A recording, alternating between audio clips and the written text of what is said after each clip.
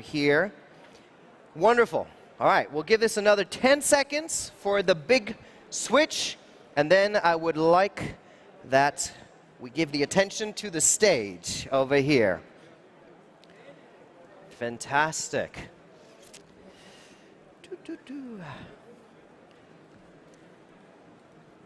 Ladies and gentlemen, the event will start now, so please take your seats.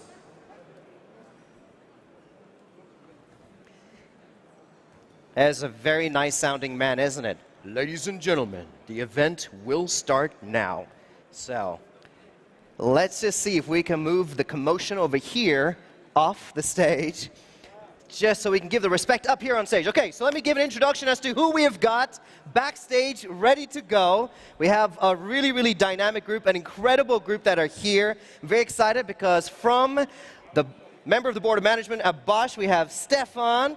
We also have the CEO of Lufthansa in the house. We've got the CEO of Daimler Mercedes, Carsten and Ola, and they're joined by the wonderful moderator, Hannah. Let's give them all a big hand, please.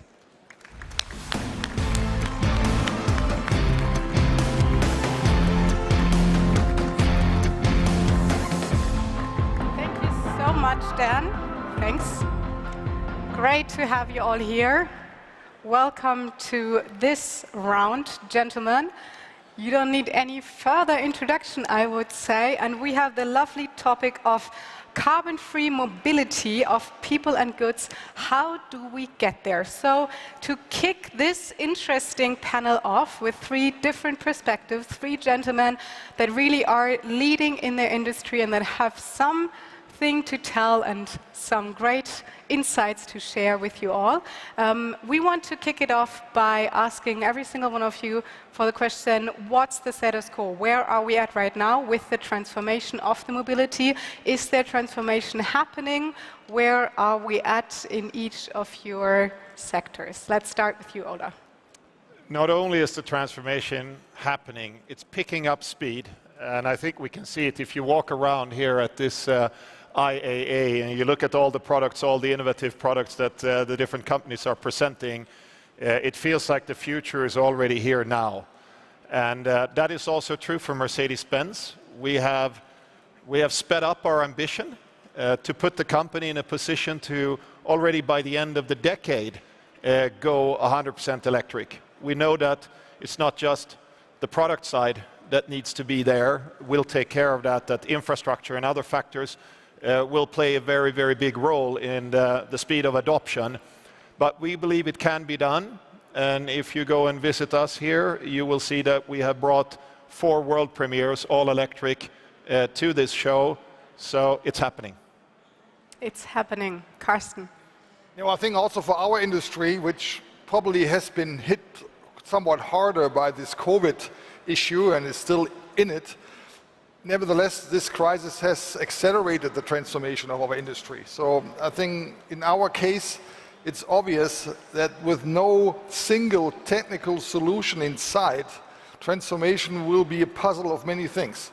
But that puzzle is accelerating because all stakeholders are also expecting us to transform faster. It's not only our customers, it's not only our shareholders, not only the public, also our staff.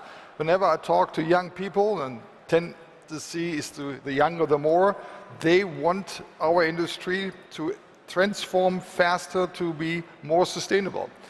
But at the same time, we shouldn't see this as a defensive move. I think it's obvious mobility is as fashionable as ever. With reduced mobility, as we all have seen it in the last 18 months, I think the value of mobility has risen once more. And also, if you look around the world, what's happening in our case as we are connecting not only people and economies, but also cultures, I think mobility has never been more essential to keep this world as peaceful and as globalized as it is. So I think it's an exciting time. I'm not denying that the pressure, again, is coming from all sides, but I think this pickup of speed of this transformation is exciting everybody who's part of it. Stefan. Well, I think carbon-free is a big job, right? That's something for generations. That's a really big thing we are working on right now. And it's absolutely clear that we now have started it because we don't have targets, we just do it. And that we see that right now, we do on many dimensions. One is our companies. We all are working on getting our companies CO2-free, carbon-free companies. That's very important, and that's, for example, Bosch did it with 400 locations to get carbon-free. That's one thing. Second is the products. And there we have to always recognize the products and services are not only about carbon-free, because with carbon-free, with electrification of powertrains, and with cars being then driven by CO2-free electricity, that's one thing. But the second thing, and this is most important for the show, the technologies have to be safe and exciting. And the exciting part is very, very important, and I always focus on that, because that's the new technologies you see inside the cars. You see inside the interior with the screens, the interaction technology, the way how we handle cars, the connectivity. That's so important because only exciting battery electric vehicles will be purchased in the end. So this industry is a consumer industry in the end, and we have to recognize that. We are on the way. We are definitely on the way. You can see it with all the products which are shown here. Fantastic. Great. Now that you already gave us an insight into the transformation, where would you say are comparable structures, or anything that you might look into the supply chain, look into details? Like, let's do a deep dive into where the three of you might connect, might in between, really do something that is transforming the whole industry. Would you say it's comparable, for example, for the long haul and for the short distance in your industry, Carsten? Well, I think to put things into dimension, aviation is part of the challenge.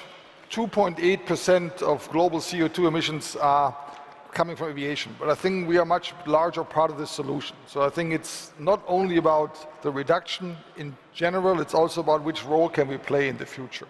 But in aviation, it's obvious that, for example, electrifying does not work. The laws of physics are against it, especially when you look at long-range airplanes. There's not a technology in sight to have long-range travel in fairly large aircraft being done by electric propulsion. So the intermediate technical solution in our industry will be sustainable aviation fuels. And they are available today, but in a very limited amount and at a very high cost. And that, I think, will be the next big thing for our industry. How can we change that? Individually, you can travel CO2 neutral today, even long range, if you are willing to pay the extra for the sustainable aviation fuel for us to put on board. For example, about 500 euros to the US. But hardly anybody is doing that, so I think it's also part of the honesty, which I'm sometimes missing when it comes to the whole sustainability debate. There is cost allocated to it. And as I said before, availability is a key issue for us. Give you a number. Lufthansa is the largest buyer of sustainable aviation fuels in Europe currently, and all the fuel we are buying is just 11,000 tons, which sounds a lot, but it just serves us for 100 long-range flights, which we do on one afternoon normally to the US and back at night. So there is indeed a multiple solution approach, with sustainable aviation fuel in our industry being the biggest intermediate technical solution. And one day we will see new propulsion systems. We will see new ideas, initially for smaller airplanes, eventually for larger airplanes. But we should be honest that in this regard, there is, as I said, different than the automotive industry, not one technical solution inside. On the other hand, I think we're much advanced in other things. I just bought a new car, high-tech car, built in Germany, and it has an autopilot system, so it does a few things automatic. But whenever things get difficult, my car stops. My airplanes can't do that.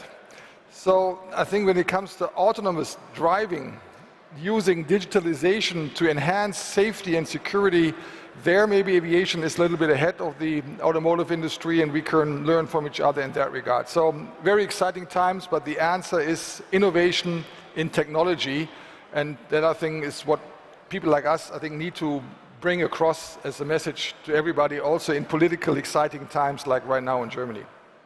Ola, would you agree on what Carsten just said?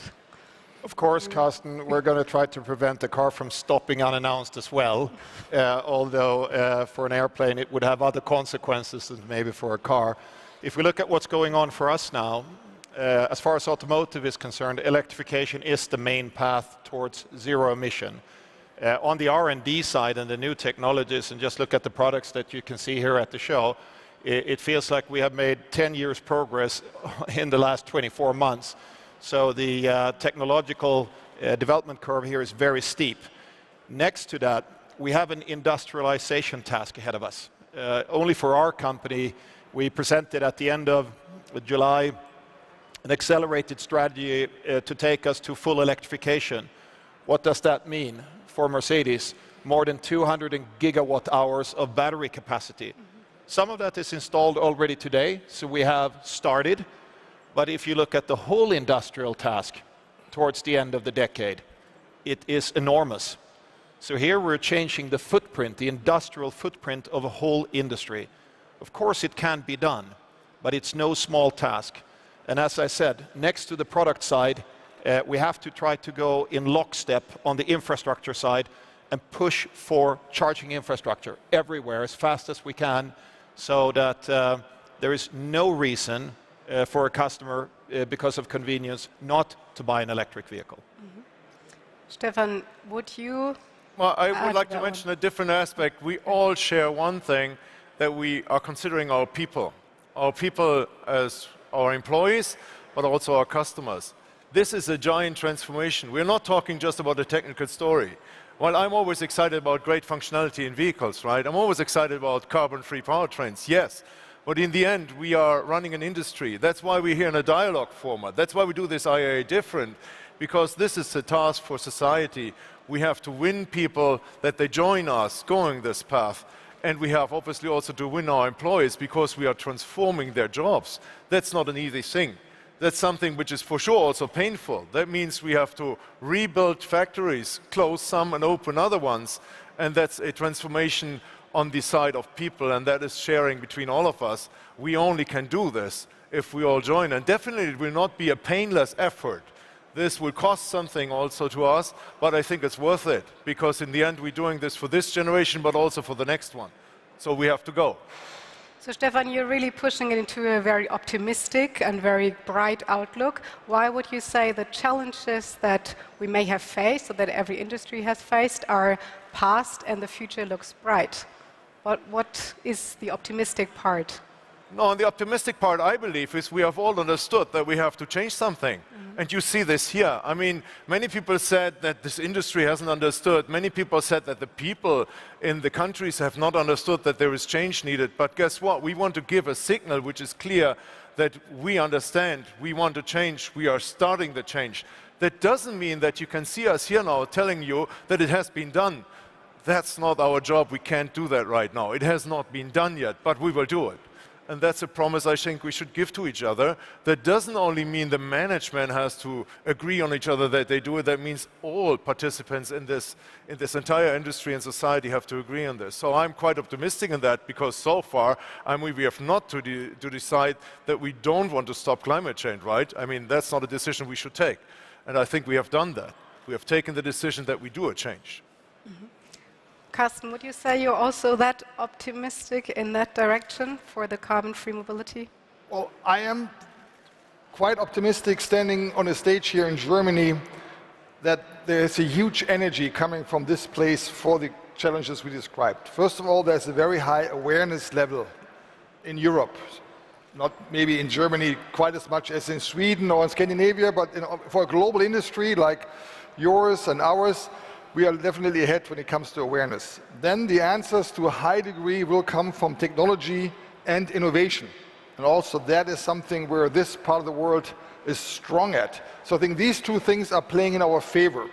The one thing we have to be more careful about is regulatory elements. There, historically, Europe has not been smart in making sure that our industries are not being punished for doing more for the environment, and those industries or companies outside of Europe who are doing less for the environment are getting awarded. I think there we need to have a little bit more of a dialogue between the regulatory side, be it in Brussels or in the capitals of Europe, and our European companies like us, that we make sure we really create ideas which are benefiting the environment and not benefiting those companies outside of Europe who do less.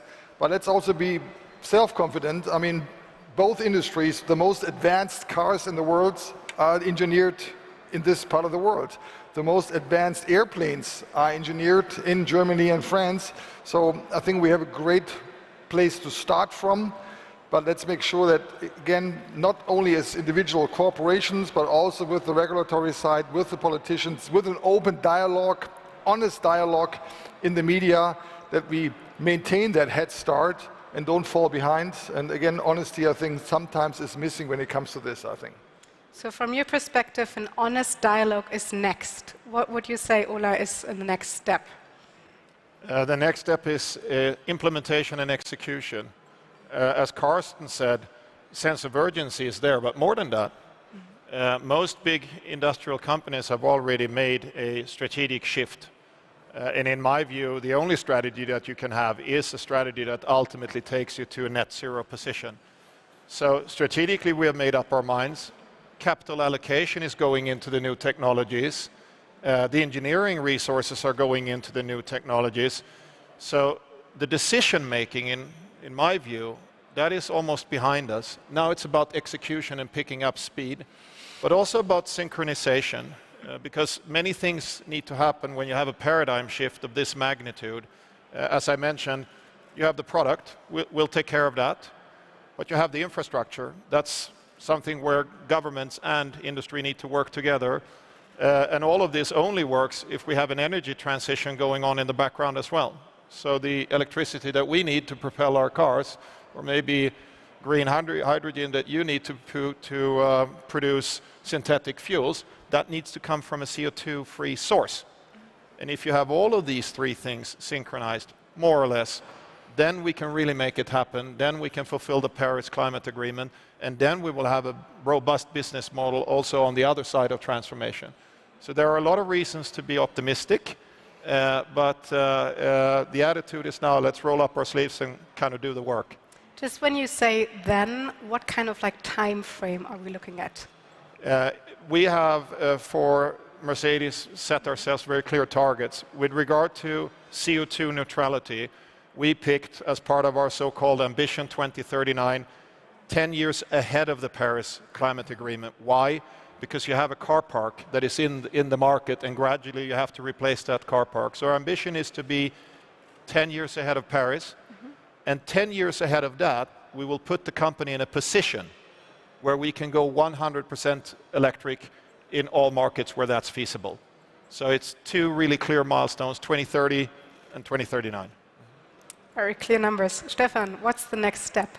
Well, I think very important, and that has been mentioned by Ola and Carsten already, we need to get lots of energy which is CO2 free in any form. So if it's hydrogen, or if it's electricity, if it's liquid fuels, right? We need CO2 free energy carriers in vast quantities.